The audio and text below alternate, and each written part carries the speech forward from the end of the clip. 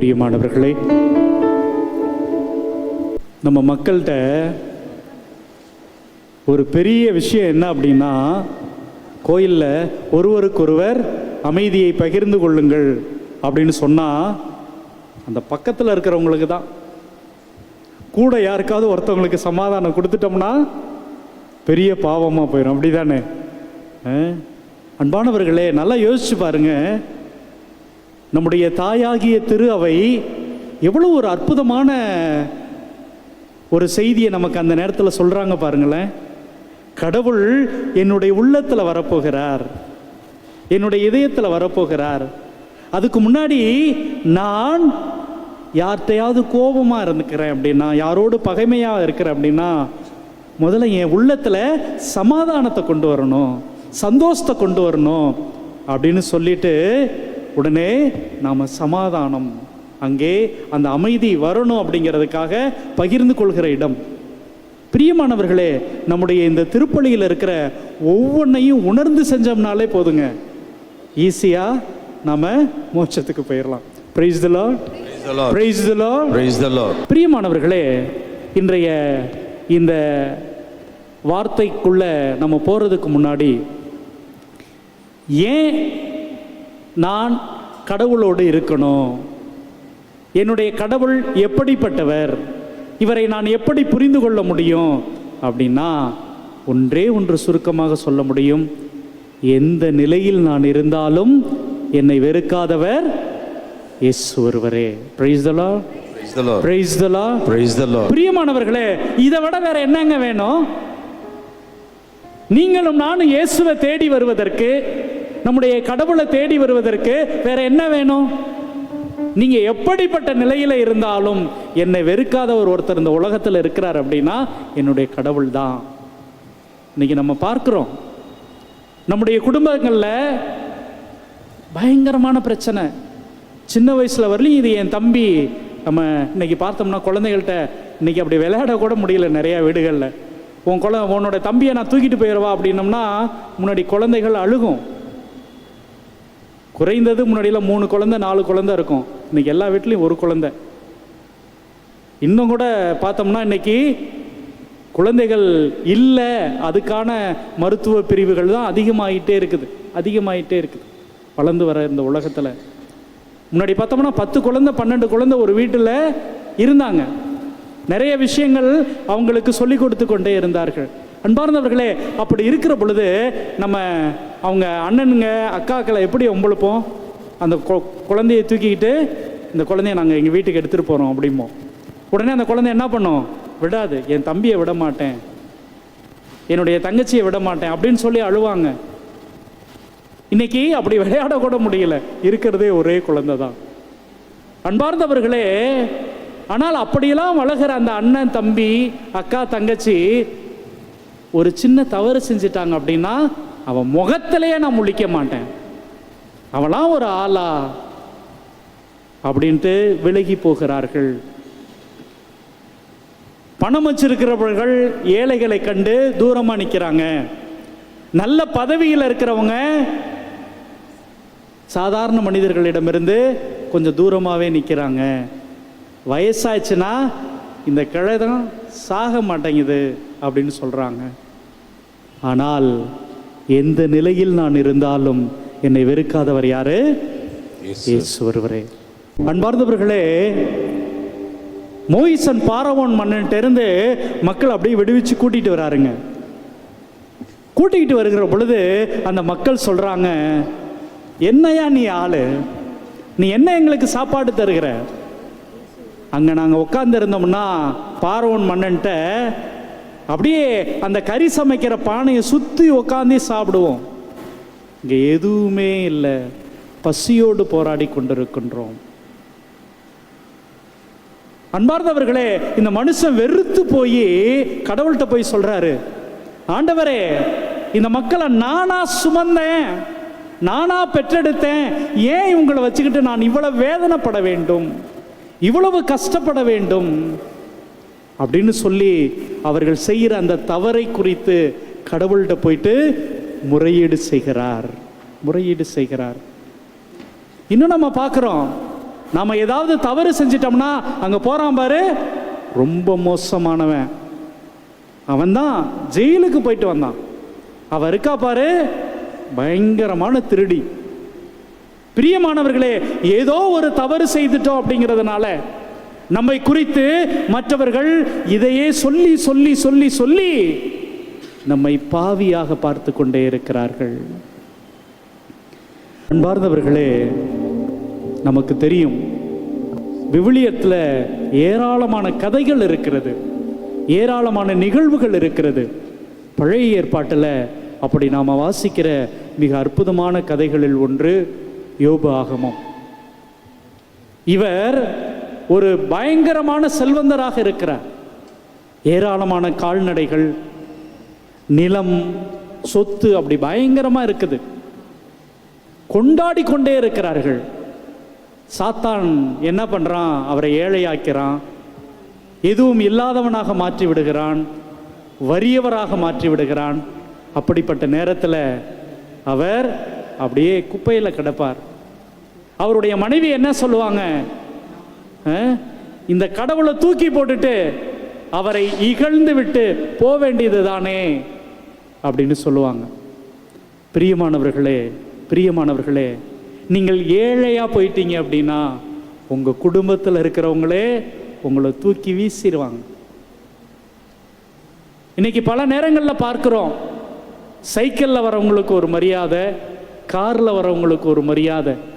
நம்முடைய இந்த வாழ்க்கை முழுவதும் இப்படியே போராடி கொண்டே வாழ வேண்டிய ஒரு நிலை, ஒரு சூழல் இருந்து கொண்டே இருக்கிறது.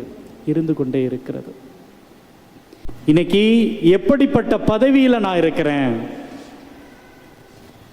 என்ன நான் படிச்சு வச்சிருக்கிறேன், என்ன பட்டம் வாங்கியிருக்கிறேன், இதுதான் என்னுடைய அளவுகோலாக இருக்கிறது.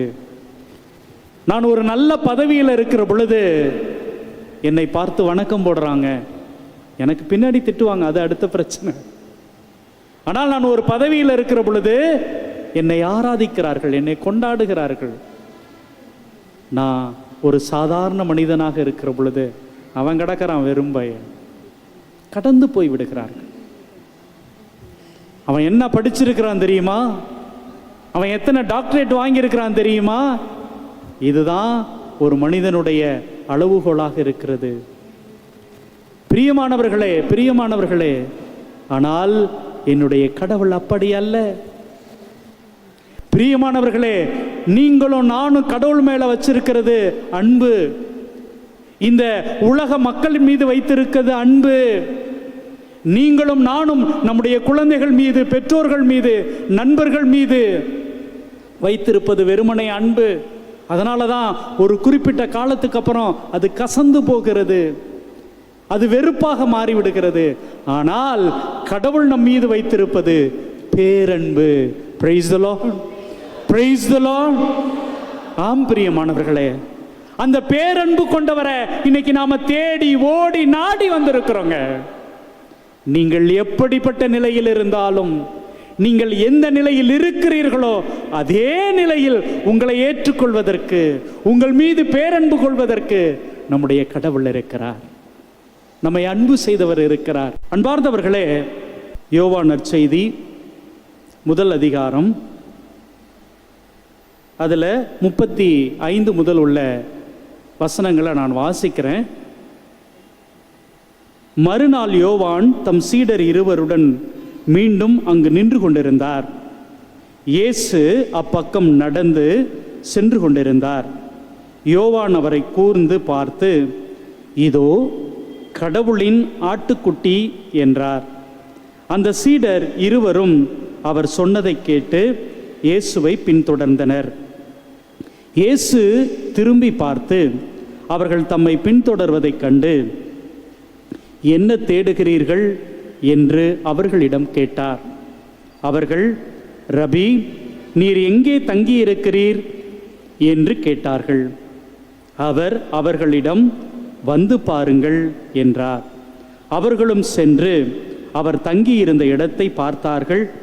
அப்போது ஏறக்குறைய மாலை 4 மணி. அன்று அவர்கள் அவரோடு தங்கினார்கள். யோவான் சொன்னதை கேட்டு இயேசுவை பின்தொடர்ந்த 2 இருவருள் அந்திரேயா ஒருவர், அவர் சீமோன் பேதுருவின் சகோதரர். அவர் போய் முதலில் தம் சகோதரரான சீமோனை பார்த்து, மெஸ்ஸியாவை கண்டோம் என்றார். மெஸ்ஸியா என்றால் அருள்பொழிவு பெற்றவர் என்பது பொருள். பின்பு அவர் சீமோனை இயேசுவிடம் அழைத்து வந்தார். இயேசு அவரை கூர்ந்து பார்த்து, நீ யோவானின் மகன் சீமோன், இனி கேபா எனப்படுவாய் என்றார். கேபா என்றால் பாறை என்பது பொருள். அன்பார்ந்தவர்களே, இயேசுவினுடைய வாழ்க்கையில் நடந்த தன்னுடைய முதல் சீடர்களை அழைத்த நிகழ்வை நாம் வாசிக்கிறோம். இதை இன்னைக்கு சிந்திக்கலாம் அப்படின்னு நினைச்சேன். இந்த பகுதியில் பார்க்கிறோம், பொதுவாகவே புதிய ஏற்பாட்டில் 2 மனிதர்களுடைய வாழ்க்கையை நம்ம பார்ப்போம். வாழ்க்கை வரலாறு. யார் யார்? இயேசுவினுடைய வரலாறு. Very good. இன்னொருத்தர் திருமுழுக்கு யோவான். இவங்க 2 பேருடைய வரலாறும் பிறப்பு முதல் இறப்பு வரை இந்த நற்செய்தியில் நம்ம பார்ப்போம், நம்ம வாசிக்க கேட்போம். இங்கே என்ன அப்படின்னா, இந்த 2 மனிதர்களும் சந்திக்கிற இடம் எவ்வளோ ஒரு அழகான இடம் பாருங்களேன். அதாவது ஒருவர் கடவுள், அந்த கடவுள் மனிதனாக இந்த உலகத்தில் பிறந்து வளர்ந்து அவர் தன்னுடைய பணிகளை தொடங்குகிற அந்த நேரம். இன்னொருத்தர் மனிதனாகவே பிறந்து மனிதனாகவே வாழ்ந்து ஒரு புனிதனாக இறக்கிற ஒரு நேரம், இறக்க போகிற நேரம், அவருடைய பணியில் ஒரு உச்சகட்டமாக இருக்கிற ஒரு தருணம்.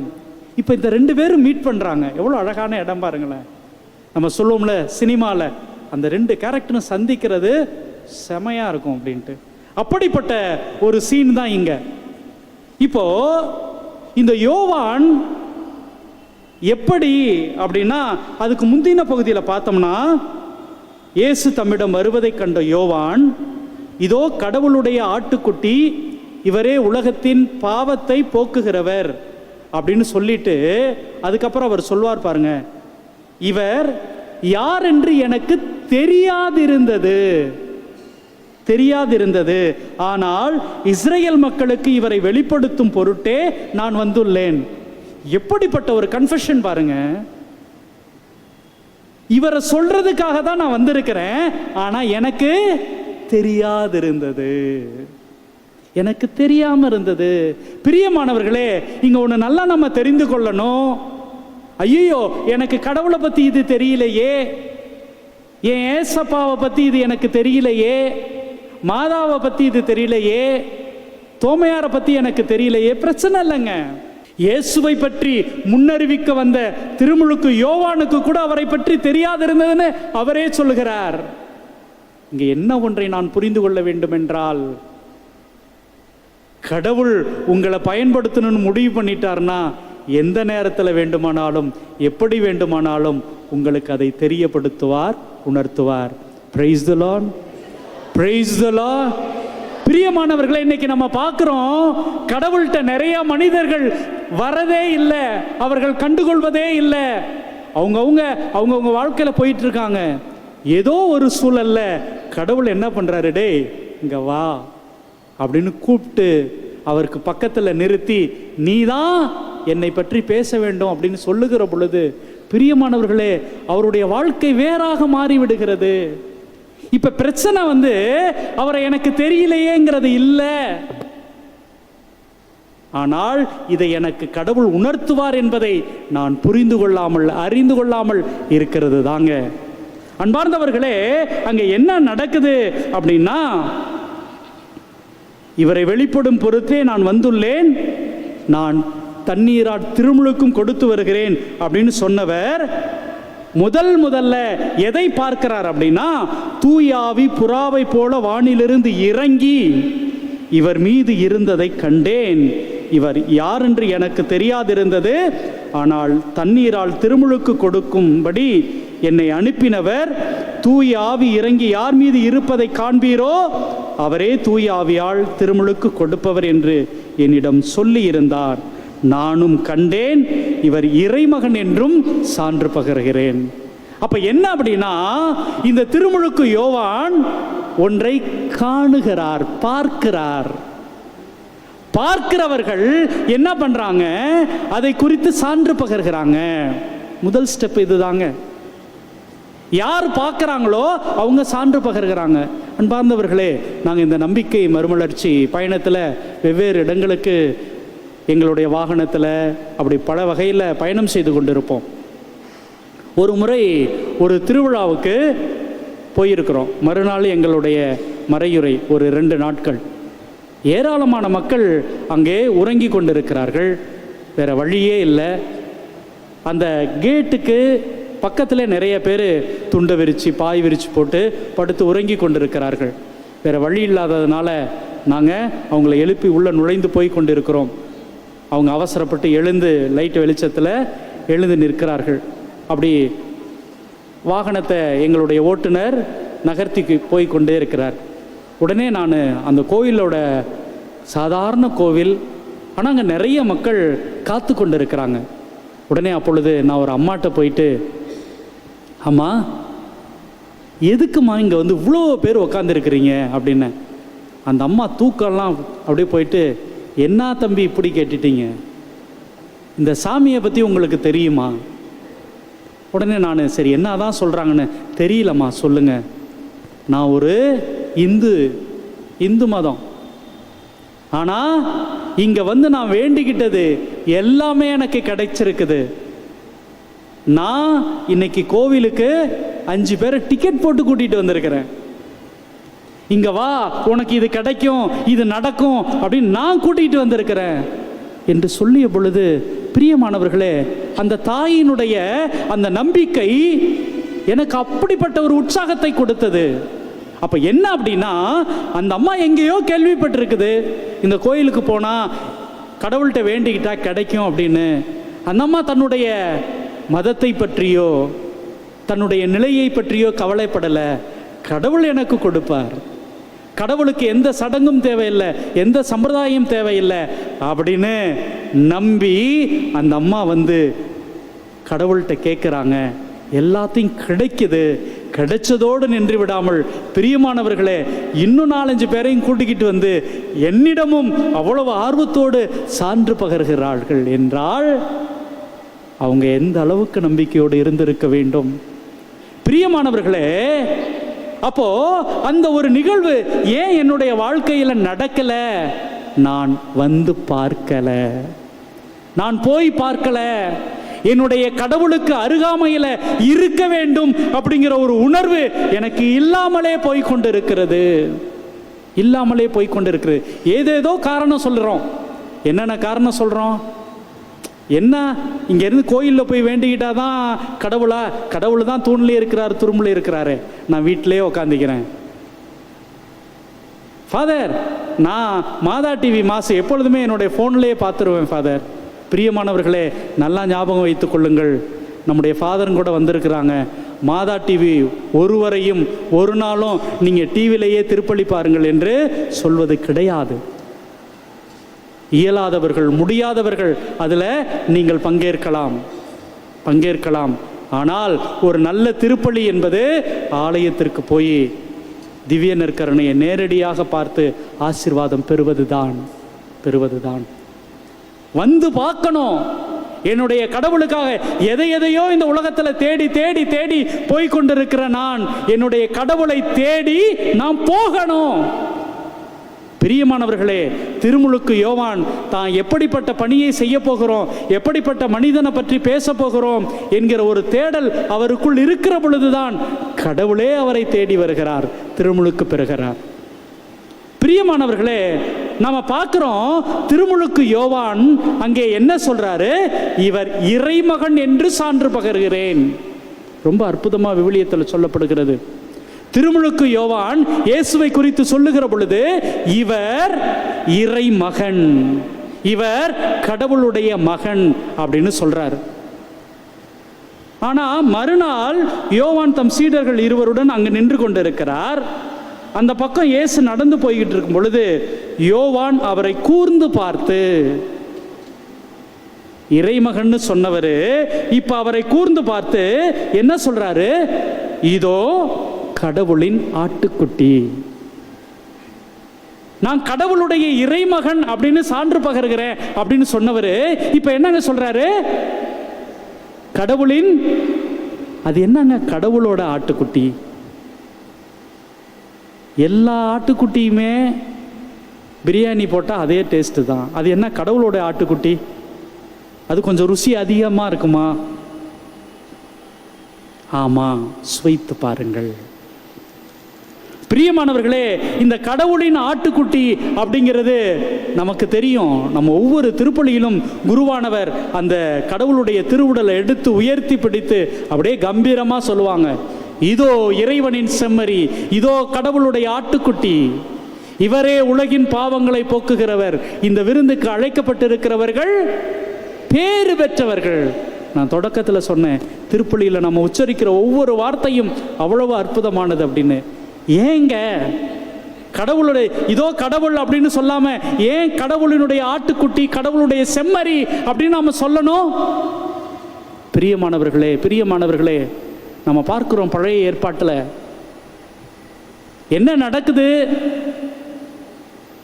இந்த மக்கள் விடுதலை பெறுவதற்காக கடவுளுடைய தூதர் வந்து சொல்றாரு, நீங்க என்ன பண்ணுங்க, ஒரு வயசு ஆட்டுக்குட்டிய கொலை செய்யுங்கள், அறுத்து அதனுடைய இரத்தத்தை உங்களது வாயில் கதவுல தெளியுங்க.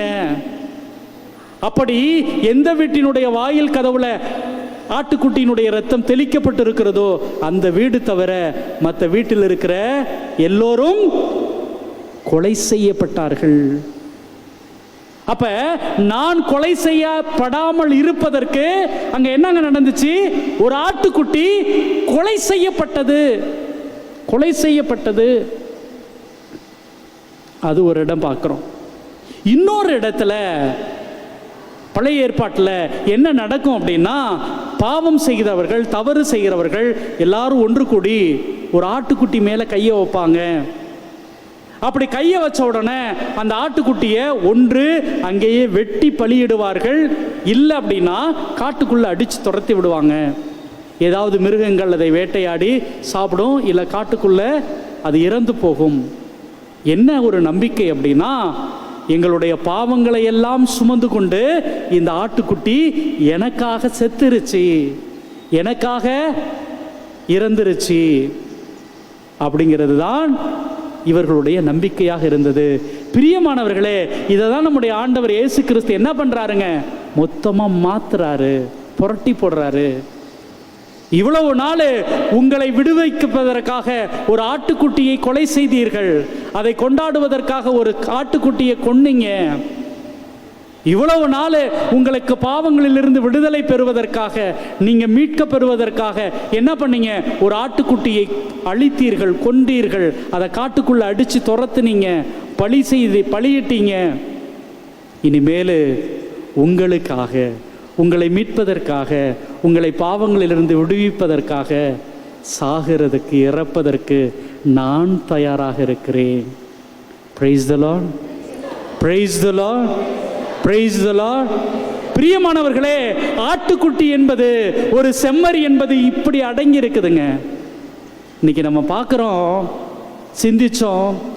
யாராவது நான் ஒரு பாவம் செஞ்சுட்டேன்னு தூக்கி போட்டு ஓடுறவர்களுக்கு மத்தியில், நான் ஏழையாக இருந்தால் என்னை தூக்கி போட்டுட்டு ஓடுறவங்களுக்கு மத்தியில் நம்ம நிறைய பார்க்குறோம். அந்த குழந்தைக்கு கை இல்லை, கால் இல்லை என்பதனால் பெற்றோர்கள் குப்பை தொட்டியில் வீசினார்கள் அப்படிங்கிறதெல்லாம் பார்க்குறோம். அப்படி இருக்கிறதுக்கு மத்தியில் என்னை விடுவிப்பதற்காக, என்னை மீட்பதற்காக ஒரு ஆட்டுக்குட்டியாக தன்னுடைய உயிரையே கொடுத்தவர் என்னுடைய தெய்வம் இயேசு. அதனால தாங்க இந்த யோவான் என்ன சொல்றாரு? இதோ கடவுளுடைய ஆட்டுக்குட்டி, கடவுளுடைய ஆட்டுக்குட்டி. அந்த சீடர்களுக்கு அதை விளக்கி சொன்னாரா என்னன்னு தெரியல. உடனே என்ன நடக்குது பிரியமானவர்களே? உடனே அவர்கள் இருவரும் இயேசுவை பின்தொடர்ந்தாங்க, இயேசுவை பின்தொடர்ந்தார்கள். அப்போ முதல்ல என்ன நடக்குது? திருமுழுக்கு யோவான் இயேசுவை பார்க்கிறார். இயேசுவை பார்க்கிறார். அன்பார்ந்தவர்களே, என்னுடைய வாழ்க்கையில் நான் எப்படிங்க கடவுளை பார்க்கிறேனா யோசிச்சு பாருங்க. ஏதோ திருப்பலிக்கு வருவோம், திருப்பலிக்கு வந்த உடனே என்னுடைய தேவைகளை எல்லாம் சொல்லுவேன், ஏதோ கேட்பேன், அப்படியே கடந்து போயிடுவேன். அது ஒரு சடங்கு. ஆனால் நான் உட்காந்து என்னுடைய நற்கருணை ஆண்டவரை என்னுடைய கண்கள் வழியாக பார்த்து அவர் எனக்கு சொல்றதை நான் காது வழியாக என்னைக்காவது கேட்டிருக்கிறேனா? இன்னைக்கு எனக்கு என்ன சொல்றாரு, இன்னைக்கு என்னோடு என்ன பேசுறாரு? பிரியமானவர்களே, பல நேரங்களில் நம்முடைய ஜெபம் கடவுளுடைய காதுகளுக்கு வெறும் இறைச்சலா போயிட்டே இருக்குது. கடவுளை எனக்கு அது கொடுங்க இது கொடுங்கன்னு கேட்டு கேட்டு அவர் சொல்வதை கேட்காமல் நம்முடைய காதுகளை அடைத்து கொண்டு நாம இங்கிருந்து கடந்து போய்கொண்டே இருக்கிறோம்.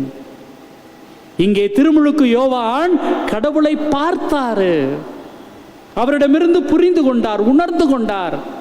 அவர் என்ன பண்ணாரு? தன்னுடைய சீடர்களுக்கு அதை அவர் அங்கே பகிர்ந்து கொண்டார், சொன்னாரு. அன்பார்ந்தவர்களே, அப்போ நான் பெற்றுக்கொண்ட அனுபவம் இங்கே ரொம்ப ரொம்ப முக்கியமானது. முதல்ல கேள்விப்படுறோம், அடுத்தது அந்த கேள்விப்படுறத நான் உறுதிப்படுத்துகிறேன் பார்ப்பதன் வழியாக, அனுபவிப்பதன் வழியாக. அடுத்தது என்ன பண்ணுறேன்? மற்றவர்கிட்ட சொல்கிறேன். திருமுழுக்கு யோவான் சீடர்கள்ட்ட சொல்கிறாரு. இந்த சீடர்கள்ட்ட சொல்லி நான் சொல்கிறத நம்புங்க அப்படின்னு சொல்லலை, அவர் தான் அப்படின்னு உடனே அவங்க பின்னாடி போகிறாங்க. பின்னாடி போகிற பொழுது இயேசு அவர்களை பார்த்து கேட்கிறாரு. இருவரும் சொன்னதை கேட்டு இயேசுவை பின்தொடர்ந்தனர். இயேசு திரும்பி பார்த்து அவர்கள் பின்தொடர்வதை கண்டு என்ன தேடுகிறீர்கள் என்று அவர்களிடம் கேட்டார். பின்னாடி வந்தால் நம்ம பார்த்து என்னங்க கேட்போம்? நம்ம என்ன கேட்போம்? ஏப்பா என் பின்னாடி வரேன்னு கேட்போம். ஏசுங்க என்னங்க சொல்கிறாரு? என்னத்தை தேடுறீங்க? அவங்க ஒன்றும் கீழே மோதிரத்தை தொலைக்கல, 500 நோட்டை காணா போச்சு தேடலை. ஆனால் இயேசு அவரை பார்த்து கேட்பது என்ன தேடுகிறீர்கள்? பிரியமானவர்களே, இயேசு சொல்ற விவிலியத்தில் சொல்ற ஒவ்வொரு வார்த்தைக்கும் அவ்வளவு ஆழமான பொருள் இருக்குங்க. அன்பார்ந்தவர்களே, அவர்களுடைய செயலை கண்டு அவர் அந்த கேள்வியை கேட்கல, அவர்களது உள்ளத்தில் இருக்கிற அந்த ஆர்வத்தை பார்த்து கேள்வியை கேட்கிறார். அவர்களது உள்ளத்தில் எதையோ ஒன்றை தேடுகிறார்கள். Praise the Lord. Praise the Lord. பிரியமானவர்களே, அப்ப அவர்களுடைய தேடல் என்னவாக இருந்திருக்கும்? நாங்கள் திருமுழுக்கு யோவான்கிட்ட போனோம், எங்களுக்கு பெரிய நிம்மதி கிடைக்கல, எங்களுக்கு வாழ்க்கையில் ஒரு பெரிய பொருள் இருக்கிற மாதிரி தெரியல. அப்போ உம்மிடம் எங்களுக்கு வாழ்க்கை இருக்குமா, உம்மிடம் எங்களுக்கு அந்த நிலை வாழ்வு இருக்குமா என்கிற ஒரு எண்ணம் அவர்களுடைய மனதுக்குள்ள இயேசுவுக்கு பின்னாடி போக வைக்குதுங்க. பிரியமானவர்களே, இன்னைக்கு இங்க வந்திருக்கிற உங்களில் பலருக்கு இப்படிப்பட்ட ஒரு உணர்வு இருக்கும். எப்படிப்பட்ட ஒரு உணர்வு? ஃபாதர், என்னுடைய வாழ்க்கையில் உண்மைதான், உடல் அப்படி இருக்கிறது, எனக்கு வேலை வாய்ப்பு இல்லை, என் குடும்பத்தில் ஒரு நல்ல நிகழ்வு நடக்கணும், ஒரு வீடு கட்டணும், வீடு வாங்கணும், இப்படியெல்லாம் இருக்கிறதெல்லாம் கூட ஏதோ ஒரு வகையில் நானும் நிம்மதியாக சந்தோஷமான ஒரு நிலையான வாழ்வு எனக்கு கிடைக்குமான்னு தேடி வந்திருக்கிறேன். Price the Lord, praise the Lord. பிரியமானவர்களே, அப்படிப்பட்ட ஒரு தேடலை உணர்ந்து அவர் கேட்கிற கேள்வி, எதை தேடுகிறீர்கள்? உடனே அவங்க சொல்ற வார்த்தை, ரபி, நீங்க எங்க தங்கி இருக்கிறீங்க, நீங்க எங்க ஸ்டே பண்ணி இருக்கிறீங்க? அன்பார்ந்தவர்களே, அப்போதான் இயேசு ஒரு அற்புதமான ஒரு உண்மையை சொல்றாரு. என்ன சொல்றாரு? வந்து பார். இதுதாங்க இன்னைக்கு நாங்கள் கொடுக்கிற அழைப்பு. பிரியமானவர்களே, இயேசு நமக்கு கொடுக்கிற அழைப்பு வந்து பார். நீ வீட்டில் உட்கார்ந்து இருந்தீனா உனக்கு இது நடக்காது. இது நீ அனுபவிக்க வேண்டும், நீ இதை கொண்டாட வேண்டும், இதை நீ உணர வேண்டும். அதுதாங்க நிலை. கடவுள் என்பது கடந்து உள்ளிருப்பார். அந்த வார்த்தையே ரொம்ப அழகு. குறிப்பாக நம்முடைய தமிழ் மொழியே ரொம்ப அழகு. கடவுள், கட கூட்டல் உள், கடந்து போயிருப்பார், ஆனால் உனக்குள்ள இருப்பார். கடந்துனா நான் இந்த இடத்துல நிற்கிறேன், என்னை கடந்து என்னை விட்டு போகிறது, அதுக்கு பேர் தான் கடந்து போகுதல். உள், ஆனால் உள்ள இருப்பார், இதுதாங்க கடவுள். எவ்வளோ அற்புதமாக இருக்கு பாருங்க அந்த வார்த்தைக்குள்ள பொருள். அப்போ இது என்னுடைய அனுபவம். கடவுள் என்பது என்னுடைய அனுபவமாக மாற வேண்டும். பிரியமானவர்களே, இன்னைக்கு நம்ம பார்த்தோம், யோவான் இவர் மெய்யாகவே இறைமகன் அப்படின்னு நம்பினாரு. ஆனால் சீடர்கள்ட்ட சொல்லும்போது கடவுளுடைய ஆட்டுக்குட்டின்னு சொன்னார். அதுக்கப்புறம் பாருங்க இது எப்படி வரும் அப்படின்னா, இவங்கெல்லாம் வந்து பார்த்த உடனே அங்கே அவர் என்ன சொல்லுவார், நாங்கள் யாரை பார்த்தோன்னு சொல்லுவாங்க, மெசியாவை கண்டோன்னு சொல்லுவாங்க. அவங்க கடவுளுடைய ஆட்டுக்குட்டியை கண்டோன்னு சொல்லலை. திருமுழுக்கு யோவான் சொல்லுகிற பொழுது அங்க போறாரே கடவுளுடைய ஆட்டுக்குட்டி அப்படின்னு தான் அடையாளப்படுத்தி இருப்பார். ஆனா இயேசுவோடு போய் ஒரு இரவு தங்கிட்டு வந்த உடனே இவங்க என்ன சொல்றாங்க, நாங்கள் மெஸ்ஸியாவை கண்டோம். பிரியமானவர்களே, இங்க மாதா டிவியிலிருந்து வந்திருக்கிற ஃபாதராக இருக்கட்டும், இல்லை இங்க திருப்பலி நிறைவேற்றுகிற தந்தையாக இருக்கட்டும், அவங்களுடைய அனுபவங்களை இல்லை ஏதோ ஒரு நிகழ்வு உங்களுக்கு பகிர்ந்து கொள்ளுகிற பொழுது இயேசுவை வெவ்வேறாக உங்களுக்கு சொல்லி கொண்டிருக்கலாம். ஆனால் நீங்கள் அவரோடு வந்து தங்குகிற பொழுது, அவரை ருசித்து பார்க்கிற பொழுது, அவரை சுவைத்து பார்க்கிற பொழுது உங்களுடைய அனுபவம் உங்களுக்கு வேறொன்று சொல்லி தரும். Price the Lord, praise the Lord.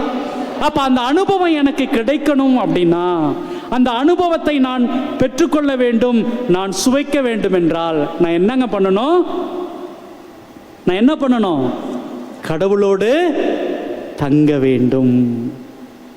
கடவுளோடு நான் தங்க வேண்டும். அன்பார்ந்தவர்களே, நம்ம பார்க்கிறோம் திருப்பாடல் 34:8, ஆண்டவர் எத்துணை இனியவர் என்று சுவைத்து பாருங்கள். அன்பார்ந்தவர்களே, இப்படி தான் ஆண்டவர் எத்துணை இனியவர் என்று சுவைத்து பாருங்கள். ஃபாதர், நான்லாம் சுவைச்சு பார்த்துருக்கேன் ஃபாதர் அப்படின்னா ஒரு குட்டி பையன், என்னடா உடனே இவன் சொல்லிட்டானே, நம்ம வந்து அப்படி இப்படின்னு போட்டு குழப்பிட்டு இருக்கோம், எங்கடா அப்படின்னு. நான் புதுநன்மை வாங்கும்போது ஃபாதர் நன்மை கொடுத்தார்ல, நல்ல இனிப்பாக இருந்துச்சு ஃபாதர் அப்படின்னா. அன்பார்ந்தவர்களே, ஏன் இந்த வார்த்தை அனுபவித்து பாருங்கள் அப்படின்னு சொல்லி இருக்கலாம் திருப்பாடலுடைய ஆசிரியர், ஏன் சுவைத்து பாருங்கள் அப்படின்னு சொல்றார்? அதுக்கு என்ன அர்த்தம்? இன்னைக்கு நம்ம பார்க்குறோம், இன்னைக்கு இந்த வீடுகளில் இப்படிப்பட்ட நிகழ்வுகள்லாம் நடக்குதா என்னானே தெரியல. அம்மா நம்மளை சின்ன வயசில், ஏன்னா நிறைய பேர் இங்கே பெரியவங்க இருக்கிறீங்க, ஸ்கூலுக்கு அனுப்புவாங்க. அப்போல்லாம் நாங்கள்லாம் எல்கேஜி யூகேஜிலாம் படிக்கலை, 1வது 2வதுலேருந்து தான் போனோம். அப்படி முதல் நாள் ஸ்கூலுக்கு அனுப்பின உடனே அம்மா அந்த வாசல்லே நின்றுட்டு இருப்பாங்க. என் பிள்ளை எப்போ வருவான் அப்படின்னு எதிர்பார்த்துக்கிட்டு காத்துக்கிட்டே இருப்பாங்க. பிரியமானவர்களே, இன்னும் சில நேரத்தில் அந்த குழந்தை வந்த உடனே அந்த அம்மாட்ட ஆசையாக கேட்கும், அம்மா எனக்கு அது செஞ்சு கொடுமா, இது செஞ்சு கொடுமா அப்படின்னு எதையாவது கேட்கும். இப்படி எனக்கு நல்லா ஞாபகம் இருக்குது, எங்கள் அம்மாட்ட நான் சின்ன வயசில், அம்மா எனக்கு கோதுமை ரொட்டி வெல்லம் போட்டு செஞ்சு கொடுமா அப்படின்னு சொன்னேன். அதாவது என்னன்னா, வெல்லம்லாம் போட்டு கோதுமை தேங்காயெல்லாம் போட்டு அப்படியே பிசைஞ்சு அதை அப்படியே தட்டி தருவாங்க. ரொம்ப அற்புதமான சுவையாக இருக்கும். இன்றைக்கெல்லாம் நம்ம கேட்டோம்னா உடனே என்ன பண்ணுறாங்க, நிறைய இதில் ஆர்டர் பண்ணி உடனே பீஸா பர்கர் வாங்கி குழந்தைங்களுக்கு கொடுத்துட்றாங்க.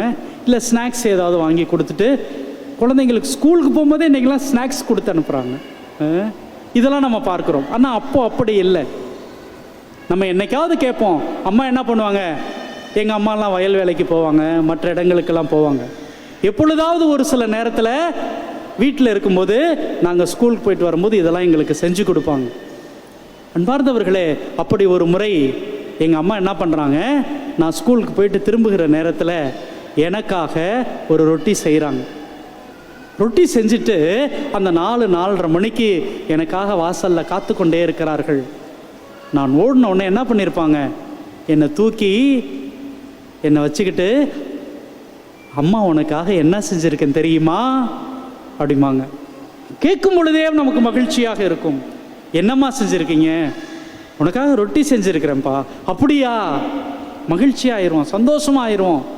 உடனே என்ன பண்ணுவாங்க அம்மா, அப்படியே நம்மளை தூக்கிக்கிட்டே போய் பக்கத்தில் நிற்க வச்சு அப்படியே அந்த தோசைக்கல்ல அந்த மாவை எடுத்து சுட சுட வச்சு அப்படியே தட்டுவாங்க. அப்படியே கையை வச்சு தட்ட தட்ட அது அப்படியே அழகாக ஒரு வட்டமான ஒரு சைஸுக்கு வரும். பிரியமானவர்களே, அங்கே அதை ருசிப்பதற்கு முன்பாக நான் என்ன பண்ணுறேன்? பார்க்கிறேன். நான் சுவைப்பதை, நான் ருசிக்க போவதை நான் என்ன பண்ணுறேன்? பார்க்கிறேன். என்னுடைய கண் அங்கே பார்க்கிறது. பிரியமானவர்களே, அதை பற்றி என்னுடைய அம்மா சொன்னது இருக்குது பார்த்தீங்களா? எங்கள் அம்மா அப்படி ஒரு ரொட்டி செய்வாங்க, இல்லை என்னுடைய நண்பர்கள் பக்கத்து வீட்டுக்காரவங்க ஒன்று சொல்லியிருப்பாங்க பார்த்தீங்களா? இது கேட்டது எல்லாமே என்னுடைய நினைவுக்கு வரும், நினைவுக்கு வந்து கொண்டே இருக்கும். கேட்கிறேன். அம்மா எடுத்து அந்த தோசைக்கல்ல வைக்கும் பொழுது அந்த ஒரு சவுண்டு எனக்கு அவ்வளோ சந்தோஷத்தை கொடுக்கும்.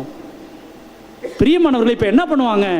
எங்கள் அம்மா அதை எடுத்து அப்படியே ஒரு பிளேட்டில் வச்சு என்கிட்ட கொடுப்பாங்க. அப்படியே தூக்கிட்டு ஓடி போய் உட்காந்த உடனே நான் என்ன பண்ணுவேன்? தொடுவேன், சுடும். நல்லா பாருங்க, கேட்கிறேன், பார்க்கிறேன், தொட்டு உணர்கிறேன்.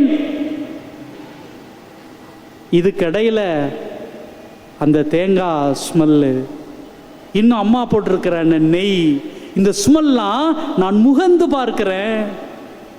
அதுக்கப்புறம் தாங்க அதை எடுத்து சின்னதாக நாக்கில் வைக்கிற பொழுது என்னுடைய ஐம்புலன்களும் அப்படியே கொண்டாடுங்க. என் அம்மா இது எனக்காக செஞ்சது, எனக்காக கொடுத்தது அப்படின்னு ஒரு மகிழ்ச்சி இருக்கும். பிரியமானவர்களே, பிரியமானவர்களே, என்னுடைய கடவுளுடைய அன்பு அப்படிப்பட்டது தாங்க. இதை வெறுமனை தொட்டு பார்த்து உணர முடியாது. வெறுமனை பார்த்தால் மட்டும் போதாது, வெறுமனை கேட்டால் மட்டும் போதாது. அதை அனுபவிக்கணும்னா என்னுடைய ஐம்புலனும் இருக்க வேண்டும். இதனால தாங்க இங்கே திருப்பாடல் 34:8 மிக அற்புதமாக சொல்றாரு, அனுபவிச்சு அனுபவிச்சு அனுபவிச்சு, சுவைச்சு பார்த்து சுவைச்சு பார்த்து, ருசிச்சு பார்த்து ருசிச்சு பார்த்து அவர் சொல்றாரு, ஆண்டவர் எவ்வளவு நல்லவர் என்று சுவைத்து பாருங்கள், சுவைத்து பாருங்கள். பிரியமானவர்களே, ஏதோ ஒரு ஃபாதர் சொன்னாரு, அதனால நான் கோயிலுக்கு வந்தேன், அதனால எனக்கு கடவுளை பிடிக்கும் என்பது அல்ல இறை வழிபாடு என்பது. ஏதோ ஒரு இடத்துல நான் கேட்டேன், வேளாங்கண்ணி மாதா இது செஞ்சாங்கன்னு என்பது அல்ல. பிரியமானவர்களே, நான் அனுபவிக்க வேண்டும், நான் உணர்ந்து பார்க்க வேண்டும். நான் உணர்ந்து பார்க்கணும்னா என்ன நடக்கணும் அப்படின்னா, நான் என் கடவுள் கூட தங்க வேண்டும். Price the Lord, praise the Lord. அன்பார்ந்தவர்களே, உங்களுடைய வாழ்க்கையில நீங்கள் இறை அனுபவம் பெற வேண்டும் என்றால் நான் கடவுளோடு தங்க வேண்டும், என் கடவுளோடு தங்கி இருக்க வேண்டும். பிரியமானவர்களே, நான் என் கடவுளோடு இறை அனுபவம் பெறணும் அப்படின்னா நான் தங்க வேண்டும். சில இடத்துல நம்முடைய ஃபாதர்ஸ் ரொம்ப அழகாக போட்டிருப்பாங்க, ஆண்டவரே எம்மோடு தங்கும். யோசிச்சு பாருங்களேன், இந்த உலகத்திலேயே ஒரு கடவுள் இந்த உலகத்தில் மனிதனாக வந்து தங்கினது நமக்கு மட்டும்தாங்க, நமக்கு மட்டும்தாங்க. அன்பார்ந்தவர்களே, இங்கே யோசிச்சு பாருங்க, கடவுள் நினைச்சிருந்தார் அப்படின்னா என்னென்னமோ பண்ணியிருக்கலாம். நீங்களும் நானும் கேட்கிற பொழுது இந்த மக்களுக்கு வறுமையில் இருக்கிறாங்க, இவங்களுக்கு இவ்வளோ பணத்தை கொடு, ஏதோ ஒரு வகையில் கடவுள் கொடுத்துருவார். இவங்களுக்கு உடல் நலம் கம்மியாக இருக்குது, உடல் நலம் கொடுத்துருவார். இதில் இங்கே எல்லாத்த விட பயங்கரமான கிஃப்ட் என்ன தெரியுங்களா? கடவுள் நம்மோடு தங்குவது. இதை வேறு மாதிரி சொல்லணும் அப்படின்னா, உங்களுடைய மகனோ மகளோ என்ன பண்ணுறாங்க, வெளியூரில் இப்போ பெங்களூரில் படிச்சுட்டு இருக்காங்க, இல்லை வேலை செஞ்சிட்ருக்காங்கன்னு வச்சுக்கோங்க, லீவே கிடைக்கல, ஒரு 2 மாதமாக அவங்கள வந்து பார்க்கவே இல்லை.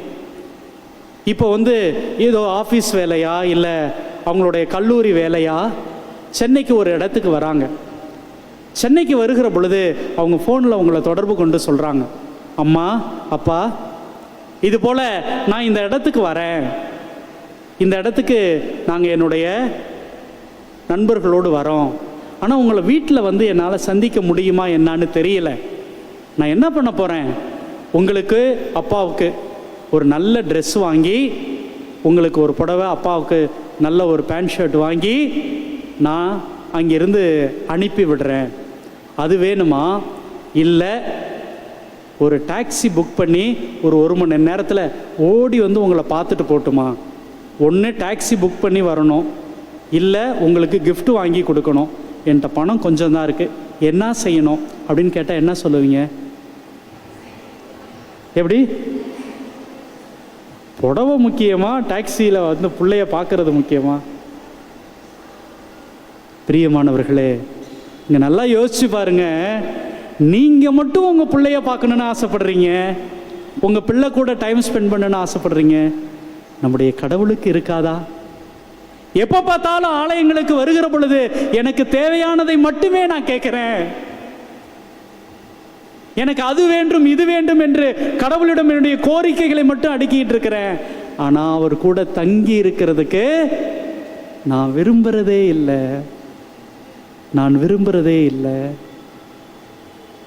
பிரியமானவர்களே, ஆனா என்னுடைய ஆண்டவர், என்னுடைய இயேசு யோசிச்சு பார்த்தாருங்க. என்னுடைய மக்களுக்கு நல்லா தெரியும், அவங்க பொண்ணை விட பொருளை விட அவங்க நான் இருக்கணும்னு ஆசைப்படுவாங்க அப்படின்னு நினைச்சு தான் இயேசு என்ன பண்ணாரு? 33 ஆண்டுகள் இந்த மக்களோடு மக்களாக இந்த மண்ணில் விளையாடி, எனக்காக வாழ்ந்து, எனக்காக பாடுபட்டு, எனக்காக செத்து போனாரு. அது மட்டும் இல்லாம அவர் இந்த நற்கருணையில இன்னும் உயிரோடு உண்மையிலும் உண்மையாக வாழ்ந்து கொண்டிருக்கிறார். Price the Lord, praise the Lord.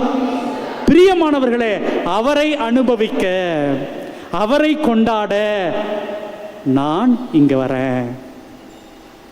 இப்ப புரியுதுங்களா? இந்த ஆண்டவரை நான் சுவைச்சி பார்க்கல அப்படின்னா அவர் எப்படிப்பட்டவர்னு தெரியாதுங்க. ஒவ்வொருவரும் ஒவ்வொருவராக பார்க்கிறார்கள். நம்ம பார்க்கிறோம், இந்த யோவானே ஒரு இடத்துல வந்து கடவுளுடைய மகன் அப்படிங்கிறாரு, இன்னொரு இடத்துல இவர் தான் ஆட்டுக்குட்டி அப்படிங்கிறாரு. ஆனால் அவரை பார்த்துட்டு வர சீடர்கள் நாங்கள் மெஸ்ஸியாவை கண்டோம் அப்படிங்கிறாங்க. பிரியமானவர்களே, நீங்களும் கடவுளோடு தங்கி இருக்கிற பொழுது, நீங்களும் இந்த இறைமகனை சுவைத்து ருசித்து பார்க்கிற பொழுது, இங்கிருந்து போகிற பொழுது வேறொரு அனுபவத்தை பெறுவீர்கள். ஒருவேளை உங்கள் உடல்நலத்தை குணமாக்குகிற மருத்துவராக உங்களுக்கு இருக்கலாம். உங்களது வாழ்க்கையில் உங்களுக்கு இருக்கிற எல்லா பிரச்சனைகளையும் தீர்த்து வைக்கிற ஒரு அற்புதமான ஒரு மனிதராக இயேசு மாறி இருக்கலாம். இன்னும் நீங்கள் தேடுகிற ஏதோ ஒரு நிலையில் உங்களுக்கு கடவுள் கொடுக்கிறவராக இருந்து போகலாம். கடவுள் என நிம்மதியை, சந்தோஷத்தை இந்த நாளில் கொடுத்தவராக இருந்திருக்கலாம். ஒன்னே ஒன்று, நான் அவரை தேடி வர வேண்டும், அவரோடு தங்கி இருக்க வேண்டும். இதுதான் இன்னைக்கு நமக்கு கொடுக்கிற அழைப்பாக இருக்கிறது.